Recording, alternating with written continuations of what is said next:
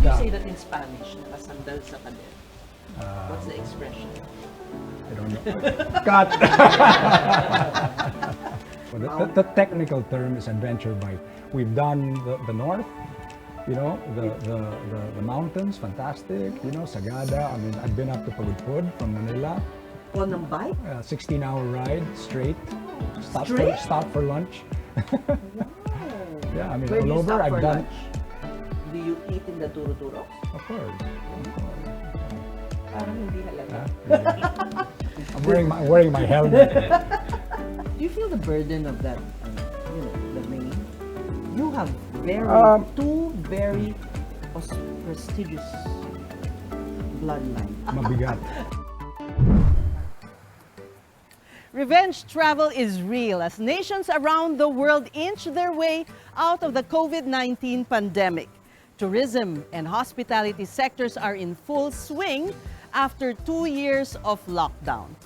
I'm Ces Orenia Drilon. Join me as I witness how hotels and resorts give eager guests the VIP treatment in this episode featuring real estate developer turned hospitality magnate Santi Elizalde, President and CEO of Roxaco Land and Anya Hospitality Group, behind the luxury Anya Resort. Only here in Usapang Bilyonaryo.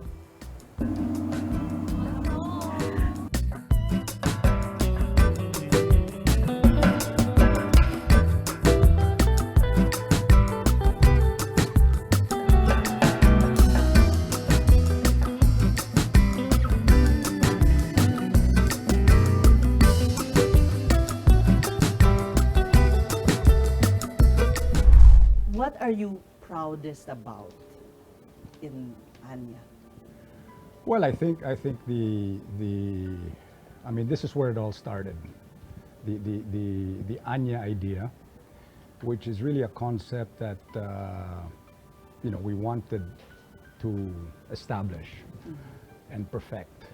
In effect, this is our laboratory, so to speak. The idea is, okay, we establish the brand, a really truly Filipino brand.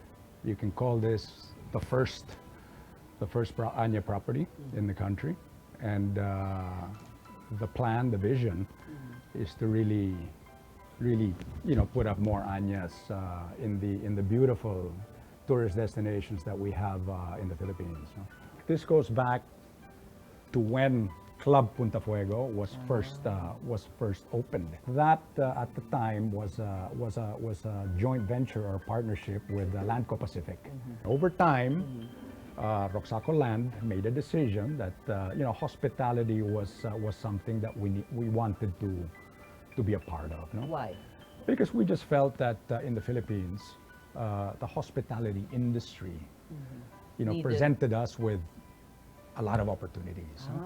Aside from the opportunity, your knowledge, I suppose, was... Exactly. I mean, of knowledge, experience that we were able to gather over time.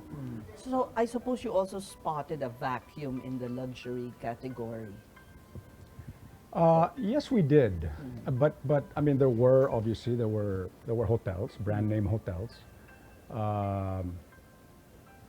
Metro Manila, maybe Mactan, but beyond that, not much, right? And these are all international brands. Exactly, mainly. no real Filipino. So yes, I mean, you know, we figured, you look at Indonesia, you look at Thailand, you look at Singapore, I mean, they have They're homegrown. local brands that are known worldwide. Yeah. And we were thinking, if you go to these properties that are owned by precisely firms that from these different countries, 50% easily of the staff is Filipino. Part of that also is giving opportunity to Filipinos in their homeland. Correct. So a chance to come back, be with their families, and have them contribute to the success of the property, to the success of the brand. Right now, we have a total of, I think it's about 100, more or less.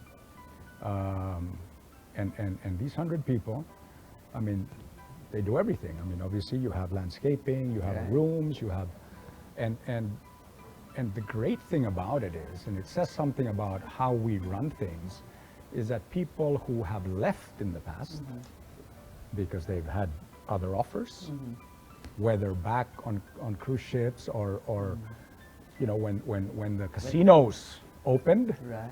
so they moved. We lost a lot of good people. But you know what's happened recently? They've all come back. I heard you're very hands-on. You come here. How often do you come to visit? Maybe twice a month, maybe. Well, we have our regular operations, our monthly meetings. So definitely we're all here. And aside from that, I tend to want to come and spend the night just to sort of Yeah. be on top of Yeah. what's going on. No? And see And to make sure that nothing is slipping. Exactly, exactly. I mean, that's very important. Wow, I'd like to have that kind of job. I'm not complaining. But you've gone through so many challenges. There was first the Taal explosion. January 15, 2020. So March 15, 2020 was COVID, right? Right. When Taal erupted, the property was a disaster.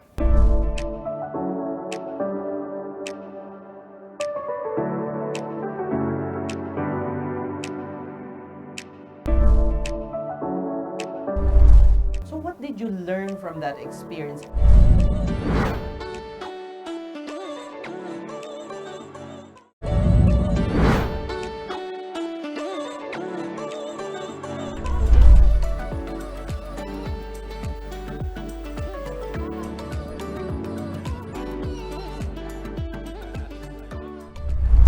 So what did you learn from that experience? What did we learn? Yeah.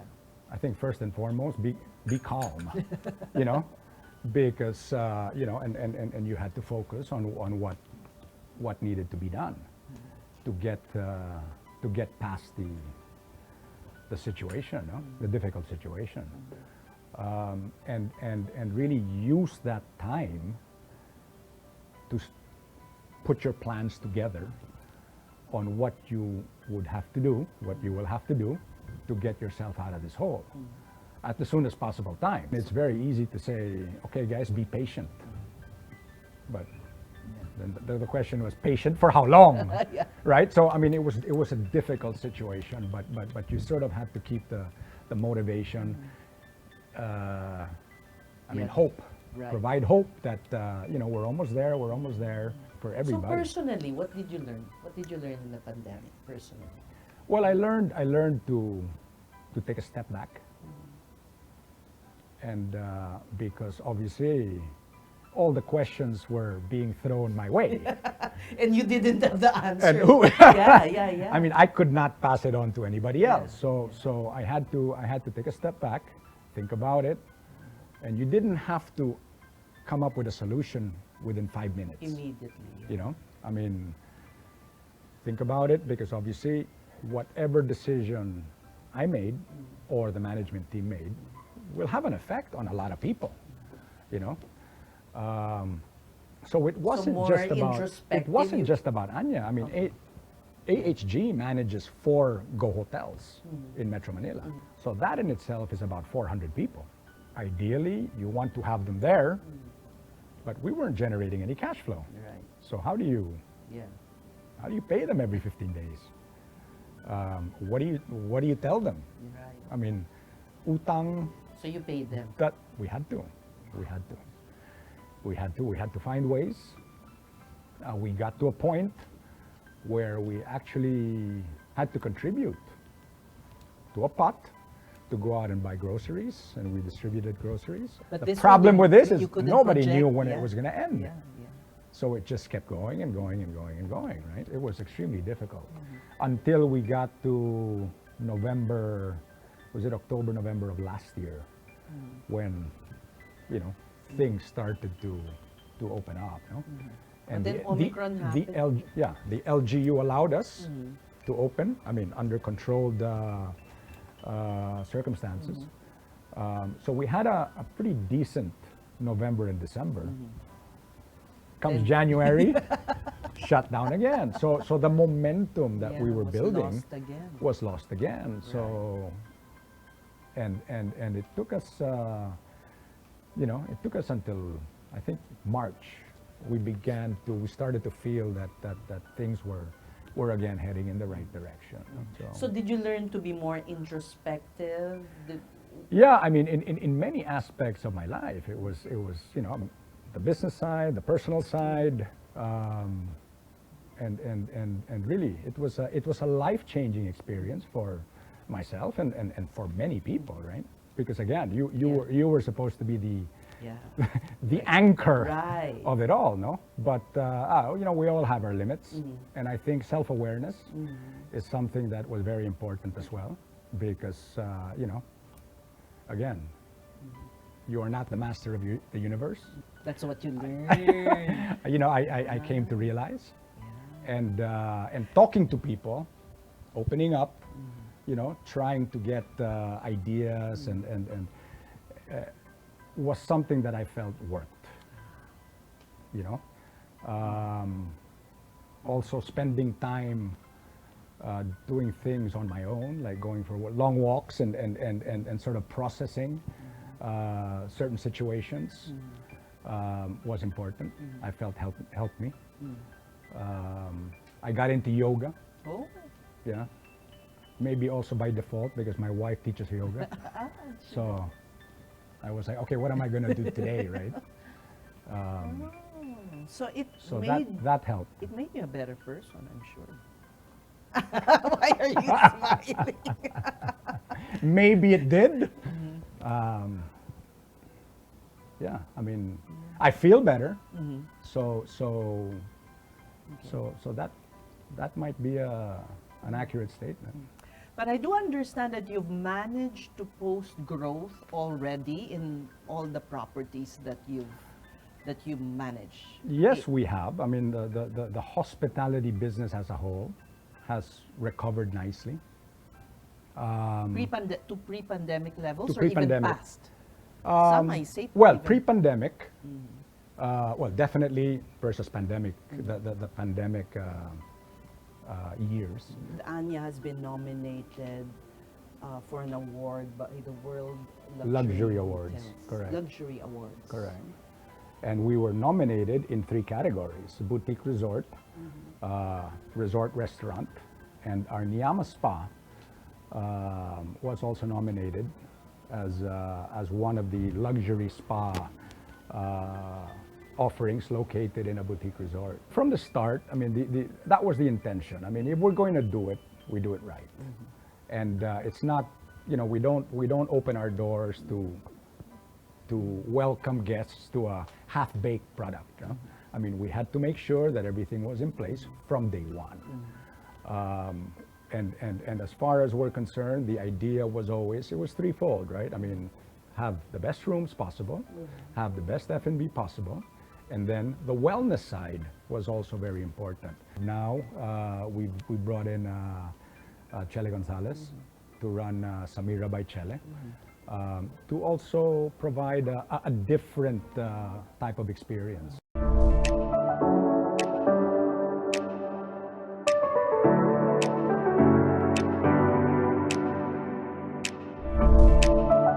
Did you picture yourself being in the hospitality business when long ago? I mean, you've been in so many sectors.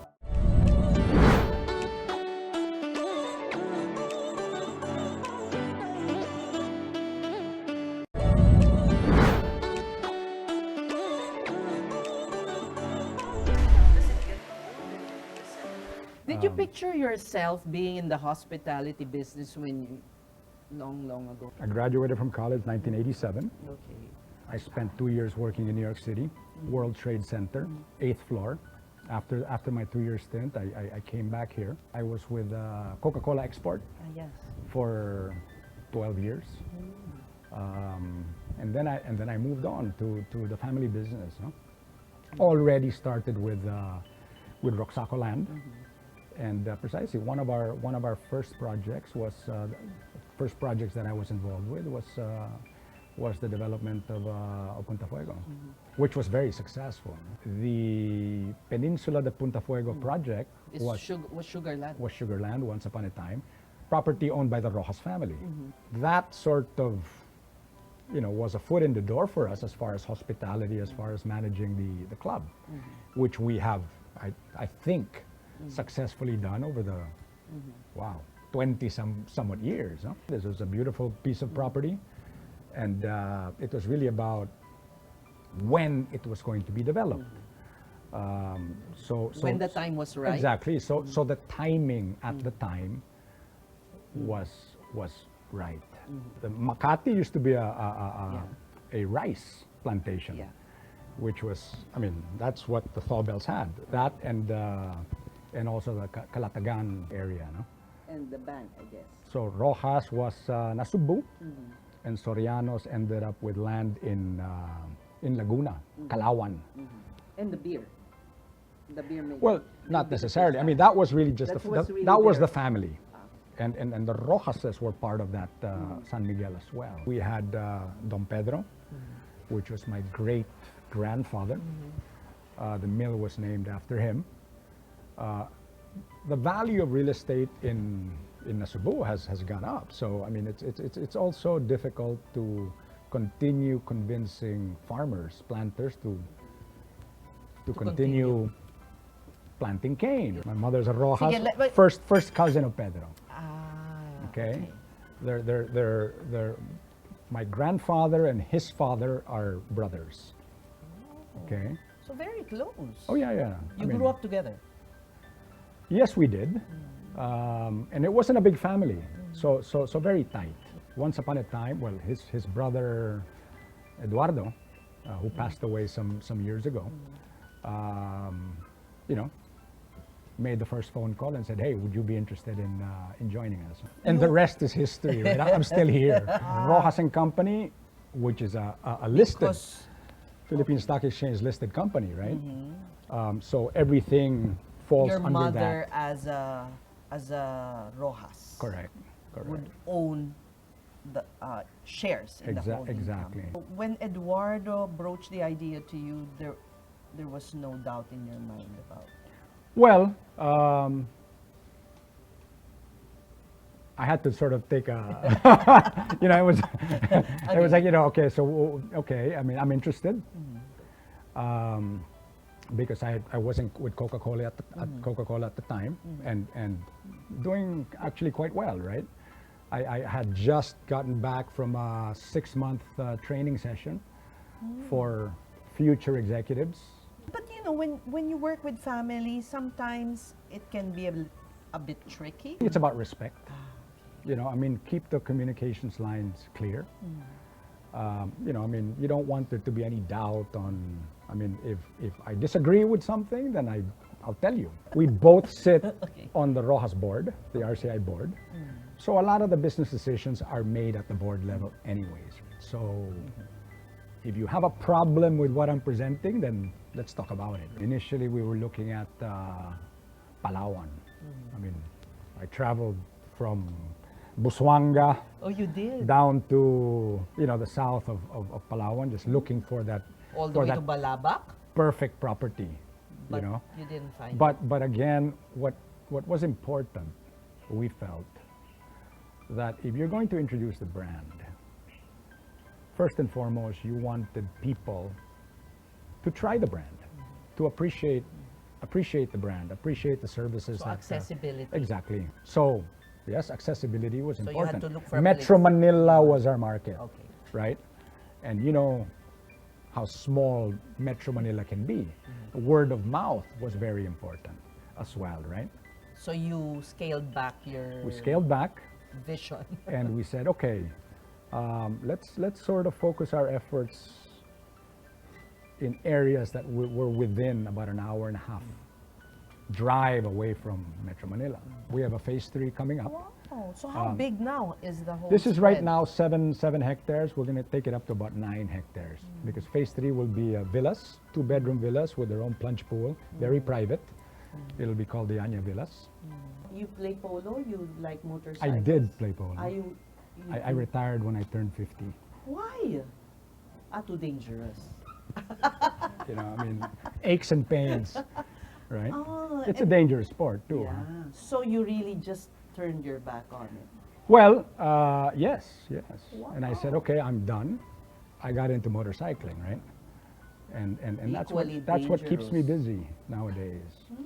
My sons have gotten into motorcycling. We've done the north, you know, the mountains, fantastic. You know, Sagada. I mean, I've been up to Pagudpud from Manila. On a bike? 16-hour ride straight. Straight? Stop for lunch. Wow. Yeah, I mean, Where do all you over. stop for I've done. lunch? Do you eat in the turuturos? Of course, of course, of course. Parang hindi halata. Yeah, really. It's easy to become entitled. I So, can't complain. yeah. Sure, but you know, do you fall into the trap? Do you or do you do something about it and say, okay, yeah, okay. I mean, I'm not complaining. Don't get me wrong. Yeah. I had a fantastic, you know, I mean, my younger years were excellent. But it's all about, with me, it's all about, I want to have an even better future. You have 3 children, right? 3 children. And well, long ago, it was, I don't know if it's true now, as if a place in the company awaits your grandchild, your child. There are 2 sides to this, right? I mean, one is the Rojas side, and the other one is my father's side, the Elizalde Elizalde side, you know? exactly. And we're also You into, bear all these. we're into sugar. Okay. On my dad's side, right? We have our hacienda. The farm is in Negros. So, you know, I've been on both sides of the sugar industry for many years, right? We're also into retail on my father's side. One of my brothers oversees that business. As far as my children are concerned, you know, I was brought up as a professional. Okay, you have to be a professional. You have to be able to stand alone. You can't rely on. You a cannot position rely in on, the sugar. okay, you know, here's your little dividendo and stuff like that. You know, I mean, you need to move forward. You need to prove You were yourself. raised that way. Yes. And you had to prove yourself before you were even considered to be part of the family business, right? I mean, what can you, it was more about, It's not it handed wasn't down. an entitlement, right? It was Okay. more about you go out, prove yourself, and if we like what you're doing, then you come back and you contribute what you've learned. So that No regrets? I mean, when you, because being part of a multinational is a totally different culture. completely. No regrets. No major regrets. May minor. Well, I mean, during the difficult times when I just say, okay, I mean, I wish I were just sitting back, Right, you know. Coca-Cola, Exactly. I mean, you're nakasandal ka sa pader. well, I mean, you have to do what you have to do, but How do you say that in Spanish? Nakasandal sa pader. What's the expression? I don't know. God. Do you feel the burden of that, you know, the name? You have two very prestigious bloodlines. I mean, Prestigious? every I don't know if that's the right word. mabigat. You come from, you know, 2 families rooted in Philippine history. I mean, we go back generations. Like you said, you're 4th. And Fourth in on the both case of sides, the yeah. Rojas, on both sides. Yeah. Okay. So, as you said, mabigat. So, Yeah, do you but feel but that, but but I think you know, everybody needs to do their part. And you cannot pressure yourself by saying, oh wow, you know, I mean, my great whatever, who was probably a captain of a ship somewhere in the world, you know, I mean, we all have to do our part. And I think what's important to me, it's about, number 1, the legacy I leave, and how I set up my children for the future. Hospitality is at the core of the Filipino soul, with millions of our kababayans working in the sector on foreign soil. Thank you, Roxanne. But Santi Elizalde believes it's high time to elevate the industry in our homeland through a global Filipino hotel and resort brand. I'm Ces Orenia Drilon. Thank you for joining us in Usapang Bilyonaryo. Cheers!